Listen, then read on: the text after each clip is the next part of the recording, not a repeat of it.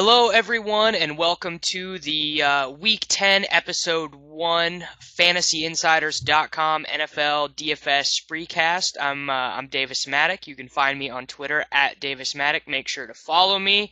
I'll answer all your questions and be your best friend for your follows.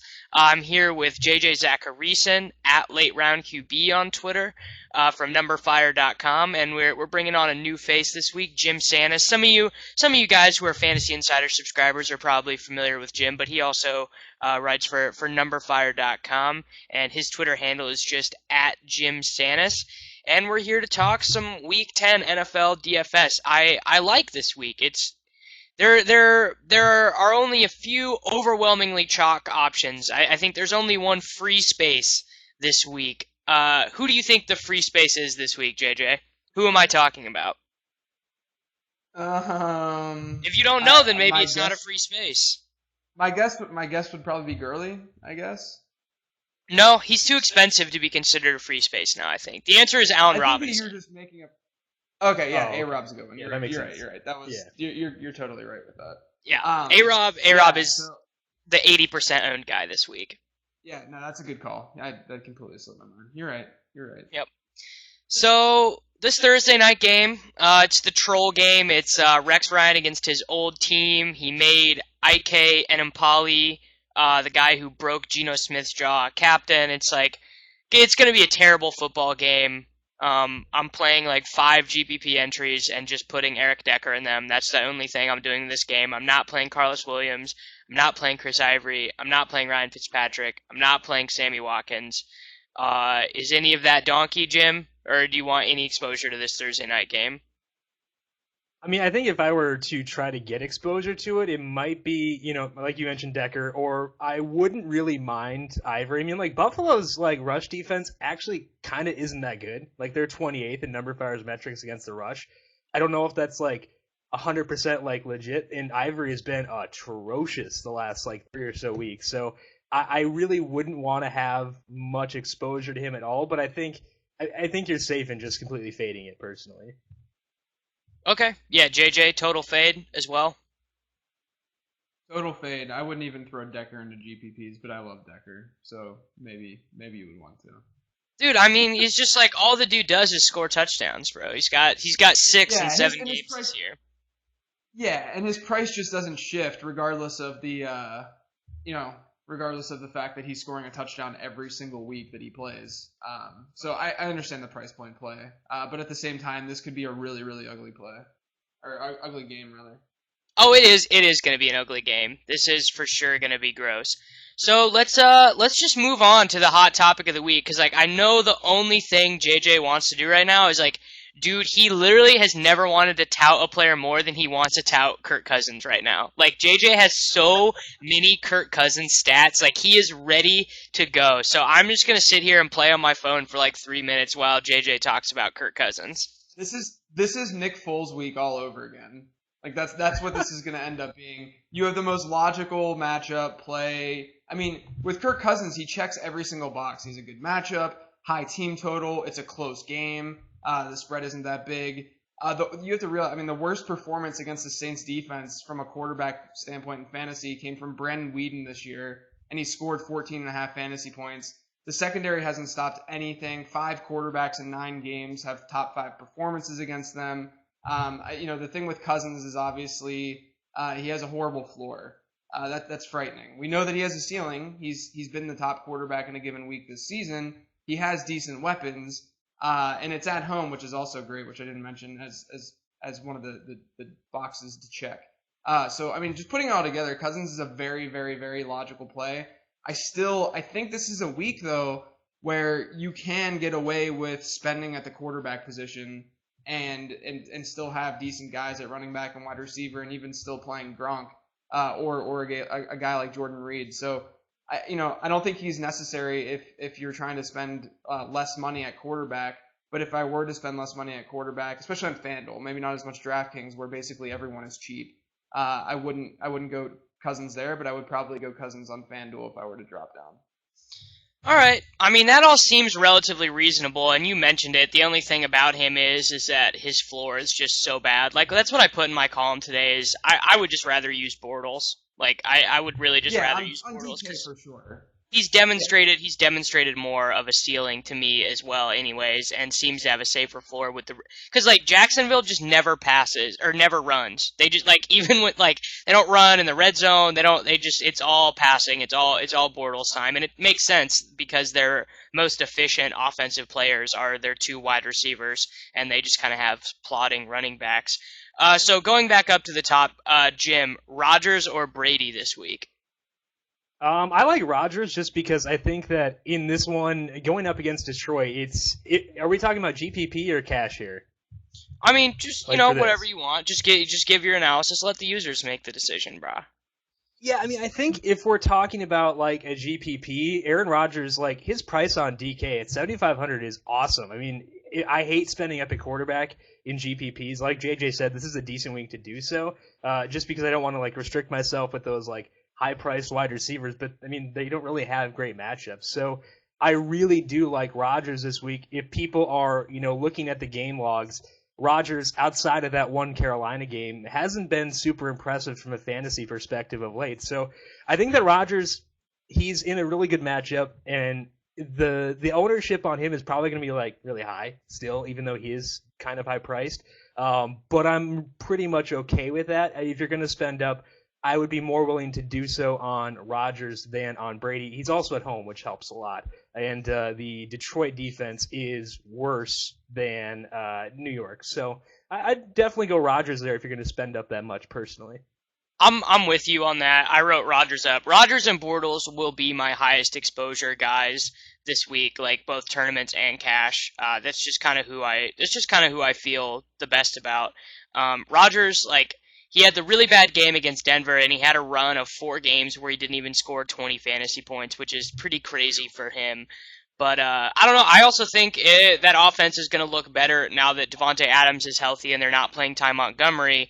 And even more importantly, they benched Eddie Lacy, man. They benched it like it finally happened. Like Eddie Lacy, dude. Someone in our Slack channel today posted a picture of one picture of Lacy like over the last year, like Oh, the his second progression? season, his rookie season. Yeah, dude. Yeah. He is a giant man. Like he needs to be on the bench for a while. JJ, Brady or Rodgers. My thing with Brady is they're not running up the score, dude. They're like in the fourth quarter, they are fine to give LeGarrette Blount 15 carries in the fourth quarter. Yeah, I mean, I'm really on Rodgers this week too. I mean, he's at home; they're heavy favorites. They have they also have a huge team total, which is more important. Every single quarterback that has faced this Detroit secondary has scored 15.5 fantasy points. The majority are still hitting that 18-point mark, and they haven't even faced good quarterbacks. I mean, we're looking at Alex Smith, Phillip Rivers, who's good, Jay Cutler, Peyton Manning, and Mehdi Bridgewater, all coming up are all Oh, facing you mean that Detroit Teddy Lions Teddy secondary. Bridgesmith? Teddy Bridgesmith? Yeah, Mehdi. I like calling him Mehdi. He's just meh. That's all Denny Carter. But yeah, I mean they haven't really faced anyone, but all of these quarterbacks are performing very well against a secondary that ranks second worst, I believe, according to Number Fire Metrics, as Jim said. It really sets up well for Rodgers. And like you said, Davis, I think having Starks in the backfield only makes the offense more potent. And we have to recognize that Eddie Lacy, over this season, towards the end of last year, even in parts of last year, he isn't as efficient as James Starks. I mean, he scored some touchdowns, but that's really the only thing with him. Like, I don't know. Per rush, So per rush, it's not even close. It's just not close. no, it's not. So mid-range quarterbacks. This was like I kind of was just having trouble deciding on mid-range quarterbacks, like on my write-up today, and I don't really have a strong take on anyone. Jim, do you have a strong take on like Andy Dalton or Cam Newton or maybe even Mariota, even though probably not an ideal spot for him, but any of those kind of mid-range quarterbacks?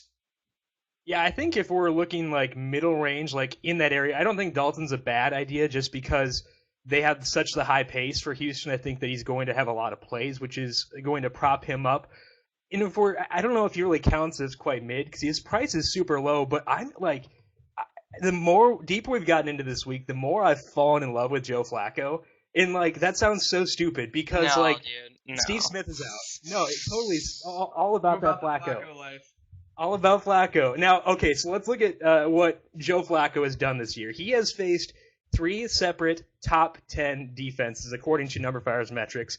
8.8 FanDuel points per game in those 3 games. The other 5 games this year, 22.3 FanDuel points per game. Like, Flacco is one of those dudes who is super matchup dependent, but Jacksonville's secondary is so bad that Joe Flacco is I think he's going to have a really nice game. I think you pair him with Kamar Aiken and you just kind of go from there. I think that could be an interesting type of thing to do this weekend. And so if we're talking mid-range guys and I'm not going with Cousins or Rodgers, I'm kind of leaning towards Mr. Flacco.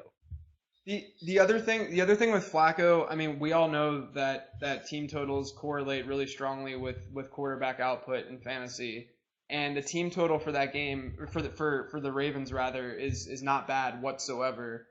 Jacksonville's secondary has been horrible this season. Aside from that Week 1 anomaly against Cam Newton, I mean, I totally understand the Flacco. I mean, how are they going to score touchdowns? I mean, we see when they get close to the goal line, they're not just handing it the ball to Justin. Yeah, dude, they're running Joe Flacco naked bootlegs, one of the most effective plays in NFL history.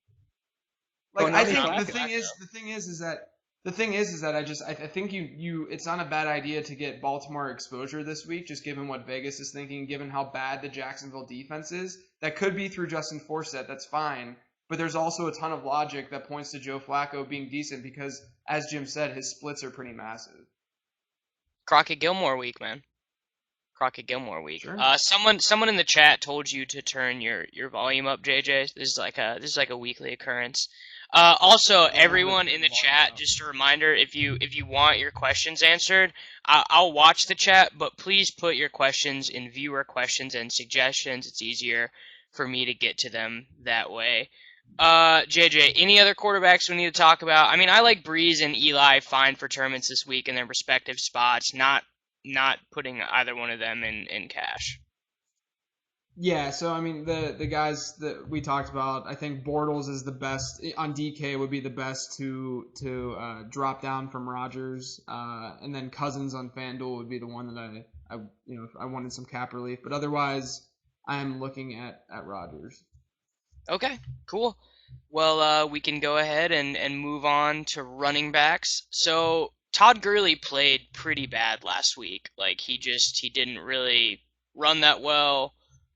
It was a tough matchup. They were on the road as underdogs, and he still had a pretty good fantasy game.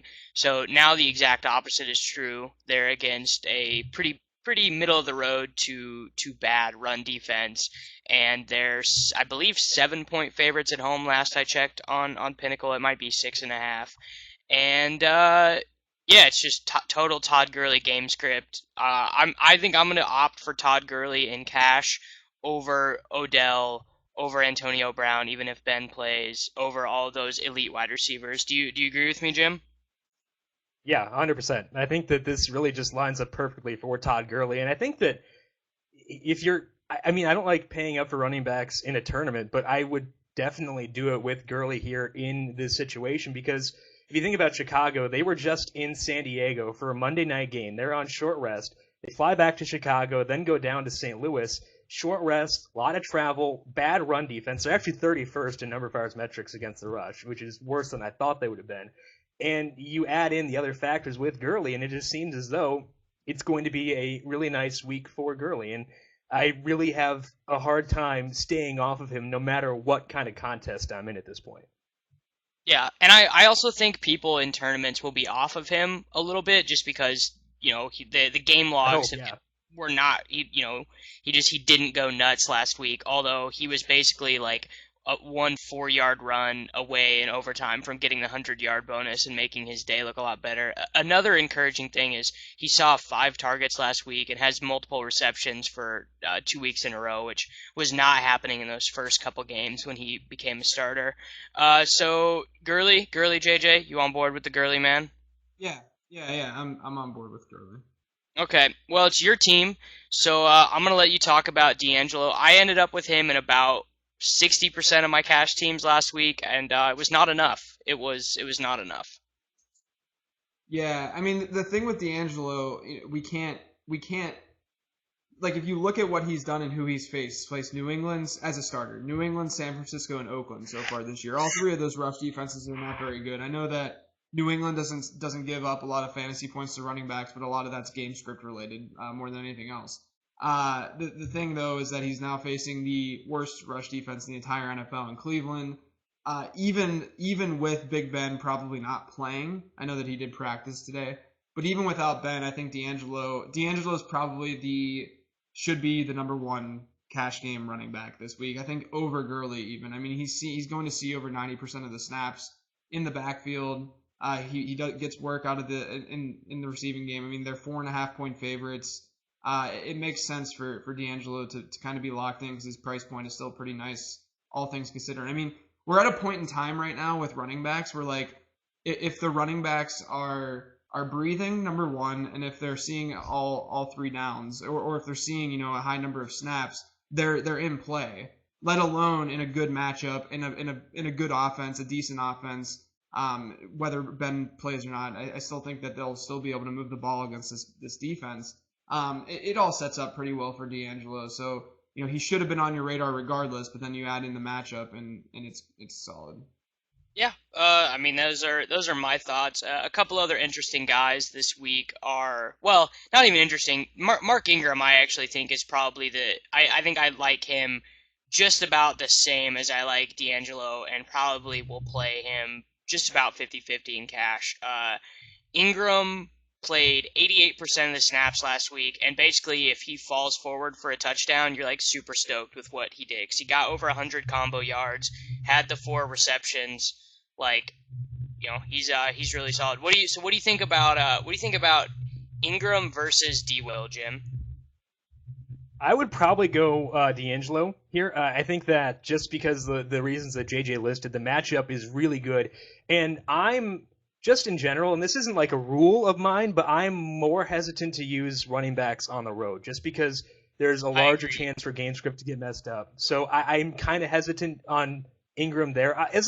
In general, I really do love Ingram. I just get a bit worried about him, especially with Washington. One thing that they're kind of okay at is against the rush. So I do like Ingram a lot. I just think that this lines up to be more positive trends in D'Angelo's way than for Ingram's. Okay. Someone in the chat said CJ Spiller game. Spiller played 6 snaps last week. 6. Yes, a lot. So he's not on. Yeah, he's not. He's just not a thing. All right, JJ. Doug Martin or Darren McFadden. Same game, relatively even spread. D-Mac is getting all the touches, but Martin has a better matchup, of course. Who do you go? I think this is a really hard question, actually. That is a really hard question. I haven't really thought about it. They weren't necessarily on my short list because I think that the guys that we just talked about made more sense. But man, I think if you're looking at cash, you want the floor. I think DMC provides that floor. The unfortunate thing is I think people look at the Bucks and they think that they're an easy matchup, and they're not against running backs at all. It's a very good rush defense that Tampa Bay has, and it's in Tampa Bay. But at the same time, DMC is getting passing down work too, which makes me okay with using him over a guy like Martin. Martin's average might look fine, but it's been a roller coaster given his productions. That's kind of why I wouldn't be as into him. But the game still sets up pretty well, just given that they're favorites and they're at home. But I think that I would lean DMC in that case. Yeah. This is actually, the more I look at it, there are like a lot of playable running backs this week. I think DeMarco Murray is a really, really good tournament option. And also, chat is just going nuts about Lamar Miller right now. So I'm throwing it over to, because I don't really see it. Like, I don't think this is a really good spot for him at all against the Eagles' run defense. It's really good. Someone in chat just mentioned LeGarrette Blount. Like, don't. Just don't. He's fine. You should obviously play him in tournaments because he's going to score 22 DraftKings points. But I'm not. I hate him. I don't understand. I don't understand Lamar Miller at all. I mean, if you look at what the Eagles have done this year on the ground, the highest point total by a single running back this year is 14.5 PPR points, and that was to Bilal Powell. They have one of the best rush defenses in the entire NFL. It's it's one of those things where, I mean, you're point chasing if you want to use Lamar Miller. Sure, he might produce, but I don't think it's logical. Okay, Jim, what do you think about DeMarco Murray? I'm actually really big into DeMarco Murray. He was one of the guys I wrote up for today over on NumberFire. I think that when you look at this Philadelphia offense, they were putrid at the beginning of the year. Their rush offense was abominable. I think they were like 27th in NumberFire's metrics like a couple of weeks ago, but they're actually all the way up to 9th now. They've had 2 just ignorant weeks like on the ground. It's been super fun to watch with DeMarco Murray just like going off. So yeah, I mean, I saw a question in the chat about DeMarco Murray and cash, and like that's something that I'd actually consider. I'd be totally fine with that. Miami's rush defense really not that good. Let me see here. They are currently 22nd against the rush according to NumberFire. So I mean, yeah, I'm all about DeMarco in this one. He's seeing more touches than Ryan Matthews. He is out snapping him on a consistent basis. I really don't see Matthews as being a huge threat or as big at least of a threat anymore. So I'm totally fine with rolling out DeMarco Murray in a GPP or in cash. I think he's a pretty logical play this weekend. Okay, JJ, we have a question from Ryan Burns. Is there an RB that's less than 7,000 that's better than Doug Martin this week on FanDuel? On FanDuel, I'd have to. I don't think there is. Oh, I've got better one. Than Doug. Definitely. Go ahead, Jim. All right, Jim. Oh, I got one. Go ahead, Jim. You do it first. Is it James Starks? Yeah, I love James Starks. Yeah. I love James Starks. Starks is he's not better than Doug Martin this week though. I don't know. I look at this one. The Lions are 24th against the rush. It's a 13. When I looked at it, at least it was a 13-point spread. John Kuhn is scoring a rushing touchdown, and they're probably. This is a John Kuhn game. It's a John Kuhn game, and like they're probably just gonna like sign Dwan Harris. Like Dwan Harris is making a comeback. Right. Like the dude that I wrote my first fantasy article about like 9 years ago.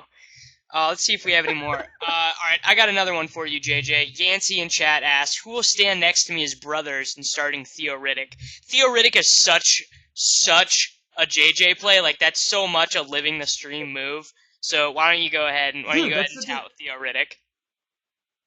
Dude, Theo Riddick is a great play this week. I was looking at him for a start sit that I was writing. I mean, he's a game script master. His 3 highest target totals on the season were in contests against the Cardinals, where he saw 13 targets, the Broncos, where he saw 10, and the Chiefs, where he saw 7. And those are the only 3 games this season where the Lions lost by 10 or more points. And guess what? They're 11.5-point underdogs this week. Theo Riddick's going to be on the field. The only thing that's scaring me a little bit about Theo Riddick would be the fact that they're now touting Amir Abdullah a little bit. But I do think that Theo Riddick is a logical, smart, good value play on DraftKings this week. Word up. Okay. Wide receivers. Another guy that we. Go ahead, dude. Before we, I think there's another guy that no one's really talking about, and I think Charkandrick West is still in play. Denver's run defense is not as good as you think it is, which is crazy. I was looking at that today as well. It's not good. I mean, they're very average. That's how you beat Denver. I think again, it goes back to the logic that like, if a guy's seeing all 3 downs, Charkandrick West is going to play 90% of snaps, which is amazing at the running back position, and you're getting him at a pretty good price point on both sites. I wouldn't just write him off just because you see Denver there. They're really not that good against the run. All right, so I have a question for you both. I'm going to let you both answer this because I'm trying to figure out how big of a donkey I am. So last week, I played the Denver Broncos defense in cash on DraftKings because Luck has the most multi-interception games in the NFL this year. But he only makes those ridiculously dumb idiot luck throws when he's trailing by 2 touchdowns. And the Denver offense was like probably never gonna get them ahead by 2 touchdowns. So and defense is hard this week too, so we can talk a little bit of theory on like how to deal with that in cash games. But how donkey was the Denver defense last week, JJ? Was it donkey or no? No, I mean, the biggest reason that it would be a cute play is because they were on the road. That would be my take for that. I think logically it makes sense, but I think just because they were on the road, it was a little bit of a like that would be the main reason that I would be not okay with it. Yeah, defense was pretty tough last week. So we never do this in the middle of the show, but like let's talk about defense in daily fantasy because I think it's different than just streaming defenses in seasonal leagues, and basically all of the analysis that you'll read anywhere is like, this team is like a 4-point home favorite, so play this defense. But there are different things that you look for depending on the scoring system, and really what you're trying to do is what? Are you trying to get 15 points? Are you trying to get 5 safe points? Like, Jim, what do you try and do with your defenses on a weekly basis?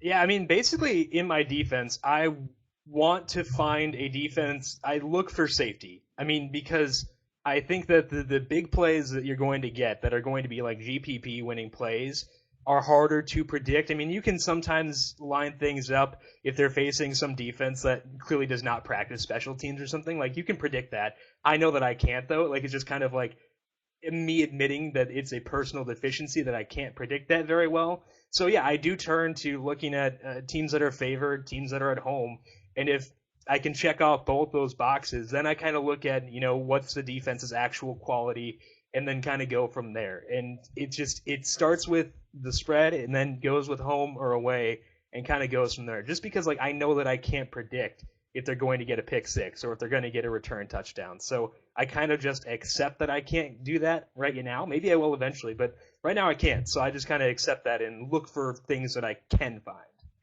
Okay, JJ, drop your hot fire because like this is more living the stream goodness. This is what you live for, and I'm gonna let you do you. Favorite defensive play this week is the Tampa Bay Buccaneers. You're gonna have to sell me because I'm pretty far off of that. I'm on the Eagles pretty heavy. Huh? Yeah, that's I'm on fine. the Eagles. I think if you need some cap relief, I would go Tampa Bay. You look at what Dallas has done.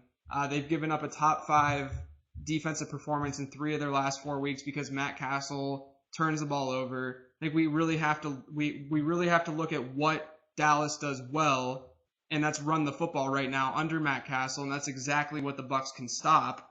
I think it sets up for the Bucs. I mean, obviously the Bucs secondary is putrid, but it sets up as Matt Castle versus this Bucs secondary.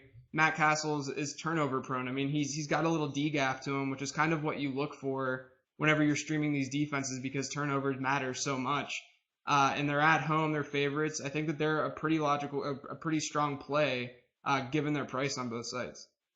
Yeah, I mean we're doing this all backwards. Everyone like listening to this show on our podcast channel is going to be really mad because everything got all out of order. But I like the theory talk. I really like the Raiders this week just because they suck, but they suck at what the Vikings suck at. They have the least.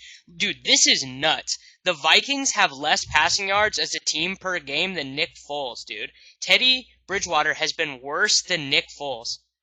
How does that like he was supposed to like be the franchise savior and he's worse than Nick Foles. How does that happen, JJ? Like how is this the Vikings offense?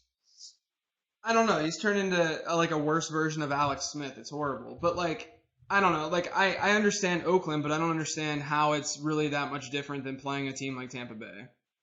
Where Tampa Bay's defense from a fantasy perspective has actually been kind of average. Oakland's defense has been probably I think someone can fact check me though. I think they've been worse. So that's kind of why. Well, the interesting thing is that the Bucs actually Adrian Peterson. The Bucs actually have a good run defense. Like they rank 10th in DVOA. I don't know what they are in the number fire stuff, but like they're 7th. Yeah, so there you go. So they're a good run defense kind of by any estimation, and that's what the Cowboys are good at. Ostensibly, they're not really good at anything. I actually do. This is crazy. I just didn't watch my team play football last week. I was like, I have better things to do. I don't want to watch Greg Hardy. Like, I'm just not gonna do it. And I just like went and hung out. I like read a book instead of watching Sunday Night Football, and my like life was better. It was pretty great. So let's move on, man. Let's talk about some wide receivers. And this is everything up until this point we've all kind of agreed on, but I kind of assume we'll all have different takes this week on wide receiver because there's not one answer outside of Allen Robinson, who I will let JJ talk about. No, actually, no. You've gotten all the good topics. Jim, you get to talk about Allen Robinson. Well, I think that Allen Robinson is just like, it's so easy to like pinpoint reasons for him because you look at this game, it sets up to be a game where Jacksonville may need to throw the ball quite a bit, and that's good for A-Rob. Allen Hurns is dinged up right now. If he doesn't play, A-Rob's floor for targets is like 10 to 12, and like I'd say his median projection would be around like 13 or 15, which is just like totally absurd. So I think that Allen Robinson makes a ton of sense here. He's got the safety, but also he's got the upside. I mean, Baltimore's pass defense isn't quite as bad as people make it out to be, but it's still not good. And when you put Jacksonville in a situation where they need to throw, Allen Robinson is going to be able to get a ton of points. So, like you said at the top, I think that he is kind of a free space. You plug him in. I don't really care what his ownership is. I would just plug him in and let him eat because that's what he's going to do. There's no way. I don't see a situation in which Allen Robinson does not have a big game on Sunday. Yep, I'm all the way on board with you. It's just how weird is it that these Ravens corners are bad now? Like Jimmy Smith and Ladarius Webb used to be the truth, and now they're having to run Sharice Wright out there because it's so like. And Sharice Wright is trash and has been cut by 2 teams, and he's starting for the Ravens.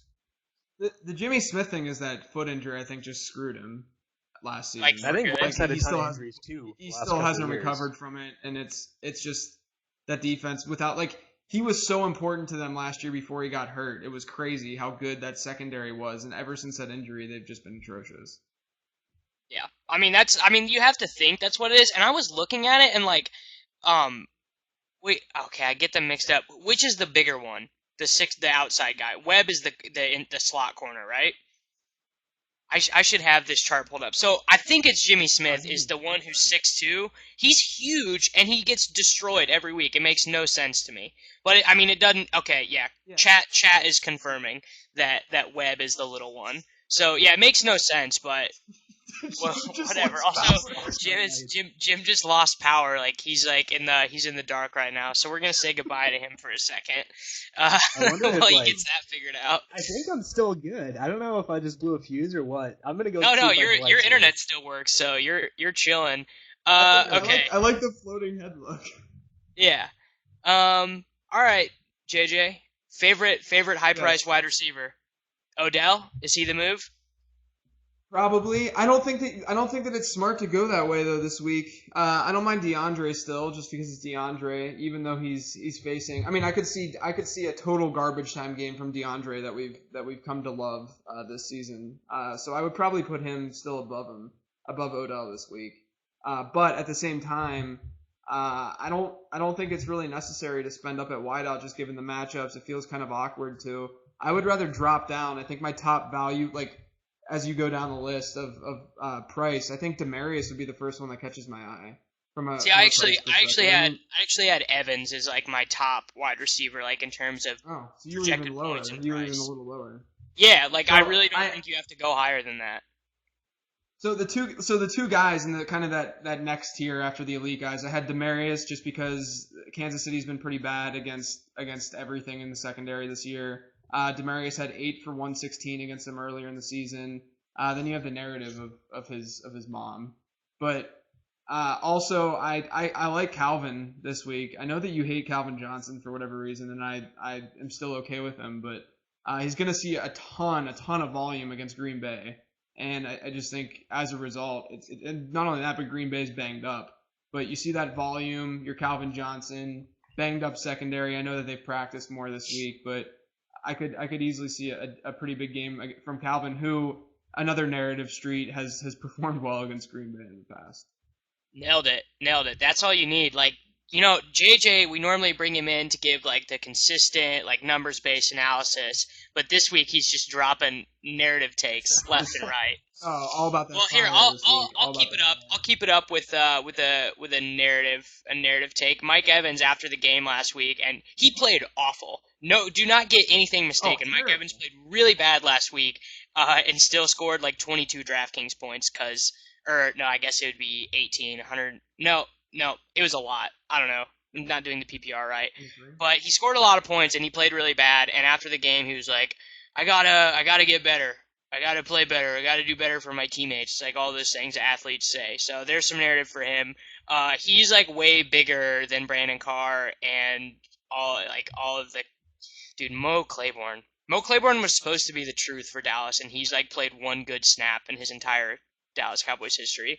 The one concern is that they like randomly promote Byron Jones from like rotational corner to starting corner in the middle of a game, and that seems very unlike them. But dude, Byron Jones has a plus 3.6 pass coverage grade and like a very minimal amount of snaps for Dallas. He was like that may go down as the best defensive draft pick that Dallas ever makes. Like he was so unquestionably the top corner in this draft class. It's like unreal. But it's neither here nor there.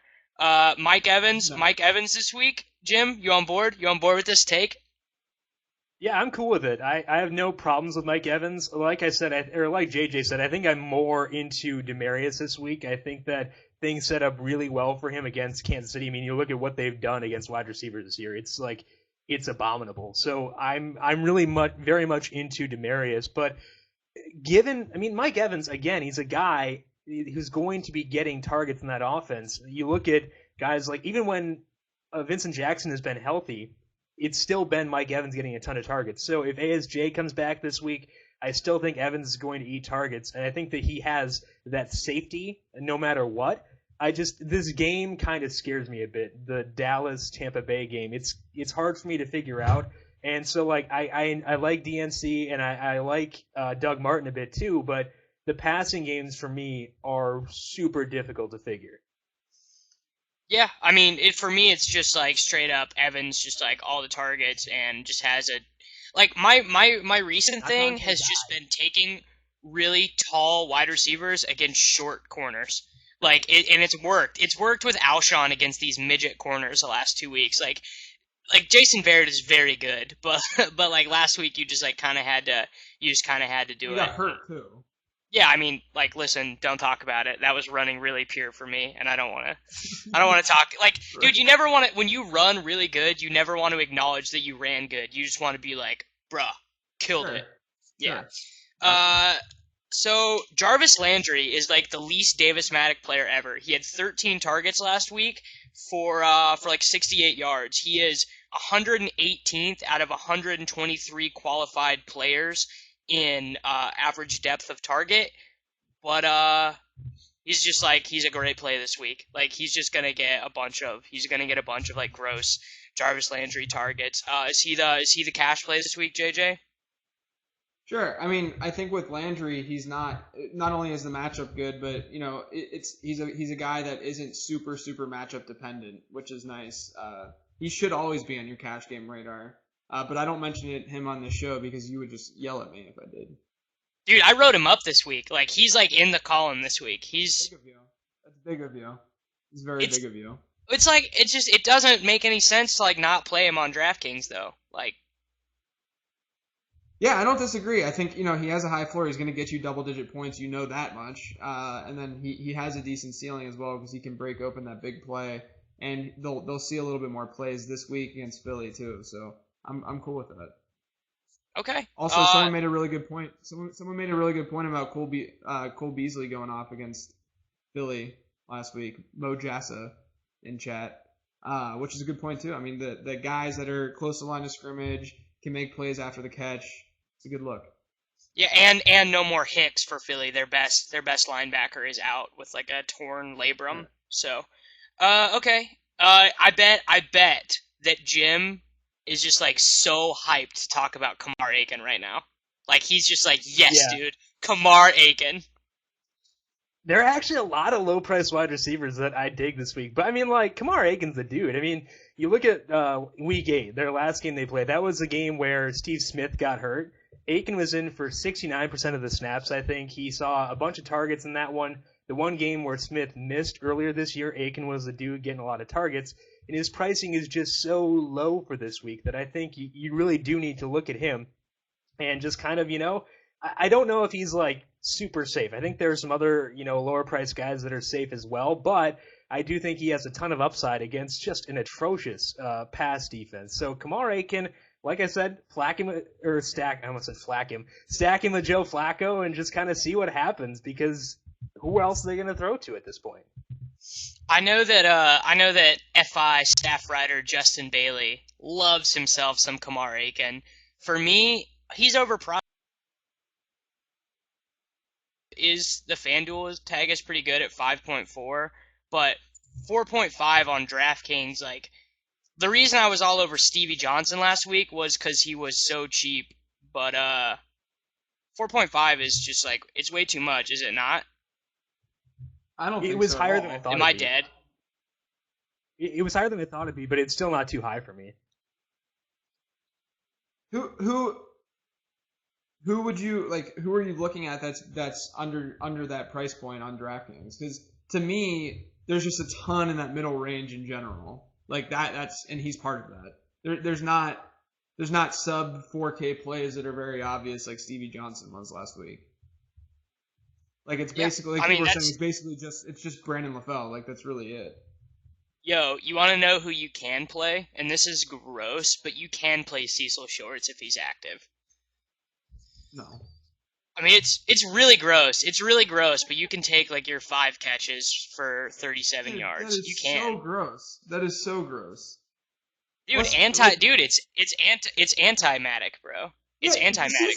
Cecil Shorts is legitimately the least efficient wide receiver in the NFL. Like I'm not even exaggerating. Like not a new thing. No, he is like the worst wide receiver in the NFL. Like you cannot play Cecil Shorts. You cannot play him. No. No. You can. I will lock your computer. This is like Dwayne Harris all dude, over. Actually, no, I'm not, dude, I'm not out here touting Cecil Shorts. I'm saying you can. You can. It's an option. Sure. Sure, you can. Dude, hold on. Someone just actually mentioned the worst wide receiver in the NFL in chat. Do you remember when the Seahawks took Paul Richardson with real draft capital? Do you remember when that happened? Second round pick, wasn't it? That was an amazing moment in football history. That was great. Stefon Diggs though. Stefon Diggs or Willie Snead, JJ. I think that's a choice. I would go Diggs in that case. I think he has a good bounce back week. Just Oakland secondary is really, really bad. I would look Diggs' way. Also, the other thing to that too with Oakland secondary is the only team that hasn't had a top 24 wide receiver. I'm looking at top 24 just because it's more of a season-long way of looking at things. But the only team that hasn't had a top 24 wide receiver against Oakland this year was Cincinnati, which if you recall in week 1, Derek Carr got hurt. So the game script clearly favored Cincinnati running the ball. Whereas ever since then, the Raiders' offense has been pretty solid, which has caused higher scoring game, which has caused opposing offenses to not just abandon the pass because they're leading. So as a result, a lot of wide receivers are performing well. Oakland's seeing a lot of passes against. They have the highest pass to run ratio in the league against, which is why Diggs is a good play. Okay, yeah. I mean that all works for me. Can you talk a little bit about Diggs as well, Jim? Yeah, I think that if we're looking between Diggs and Willie Snead, I think that I don't dislike Snead at all. I think he's a decent play, but if you look at the target share in those two offenses, like the Saints spread the ball out so much, and it's so unendingly frustrating that like it's hard for me to like use them a lot. And I don't dislike Snead; he's at a good price, but you look at that offense, ever since Stefon Diggs has started playing, he has seen the bulk of the targets, and he's been effective with those targets too. You match him up against that Oakland secondary in a game where Minnesota could be forced to pass a decent amount. I think that Diggs makes a ton of sense in this one. And it's just like, we were talking about Teddy earlier and how like bad he's been this year, and he's been atrocious. But when he has thrown to Stefon Diggs, he has actually been okay. So if he could just like blow Mike Wallace off the face of the earth and never throw to him ever again, that'd be a productive outcome for Minnesota. Just line Stefon Diggs up, put like 9 offensive linemen out there, and just see what happens. I'm not opposed to that.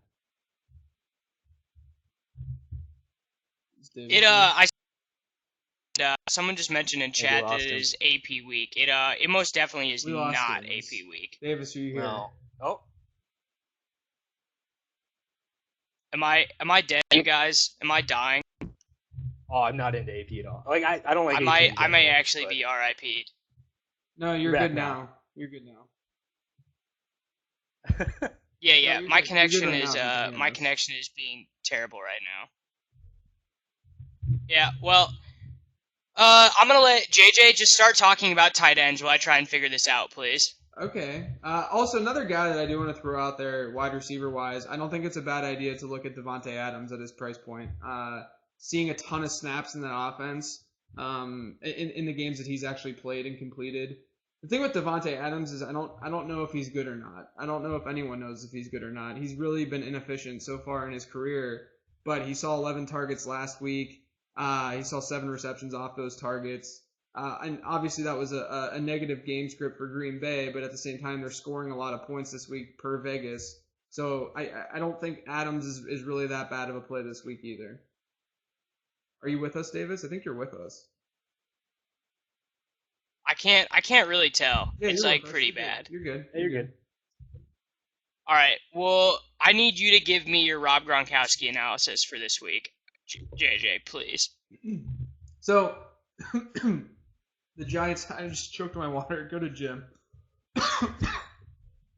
Jim, Gronk analysis this week. Yeah, I mean, so like every week this year, I've kind of been looking. You kind of have to be targeting tight ends against the New York Giants.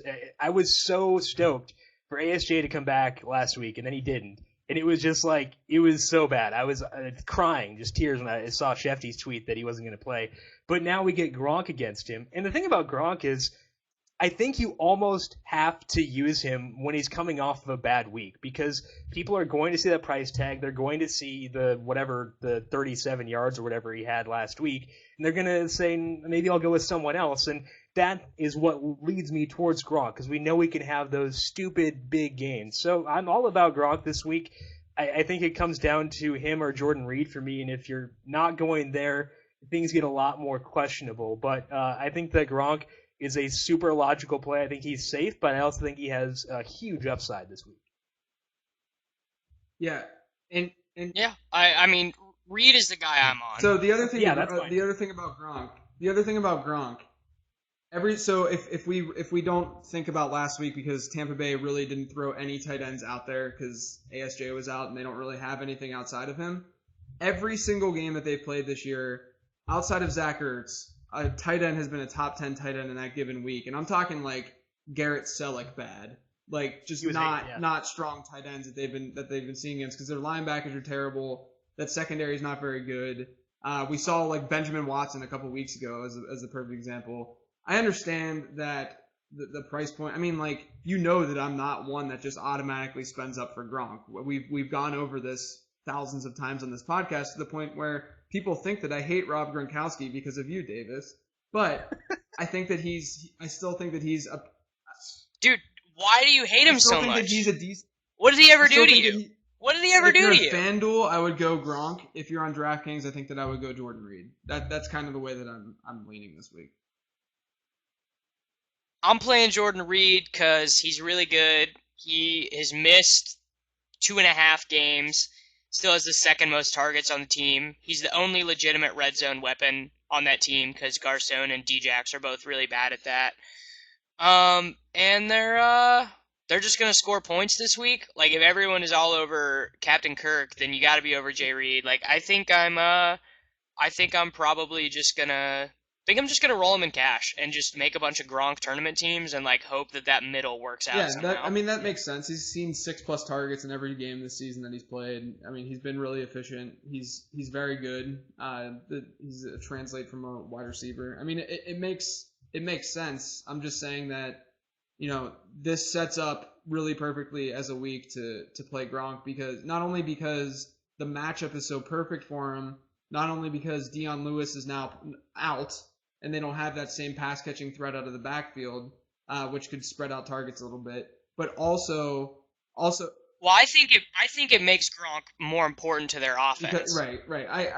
Dion being out. Sure. But also to this. I mean, like we're entering this week. We talked about it where there isn't a top-tier wide receiver that we're in love with. So if you can find those values at wide receiver, you can really easily fit Gronk into your lineup. I think it's tough for me to not use him, especially on FanDuel.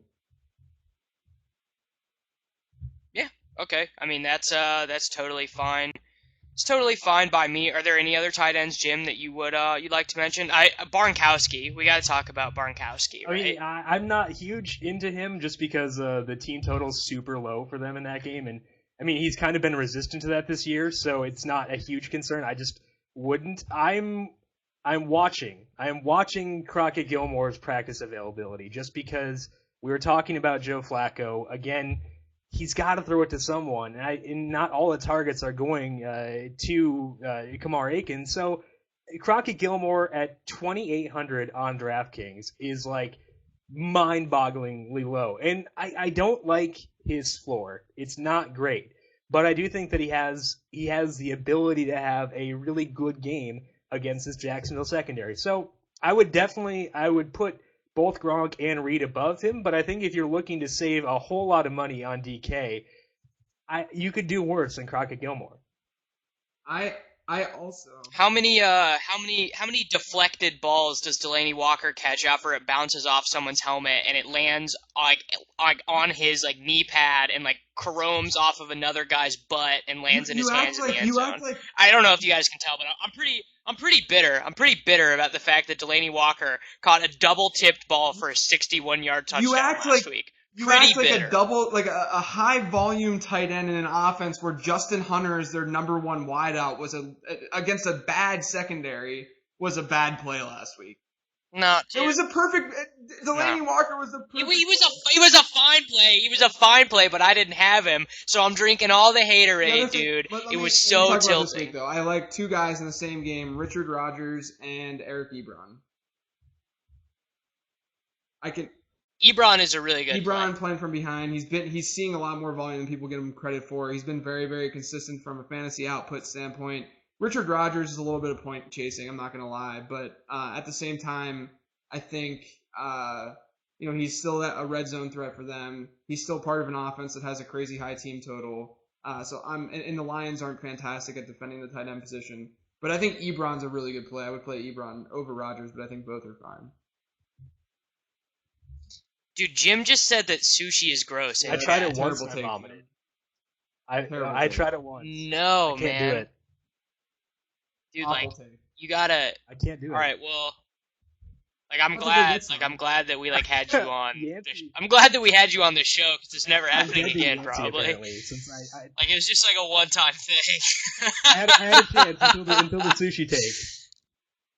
Yeah, sushi take was. You had it, yeah. No, you were doing good. The Crockett Gilmore take was good. The Flacco take was questionable. I'll give you that. I can grant you that. I'll back the You're Flacco take. good.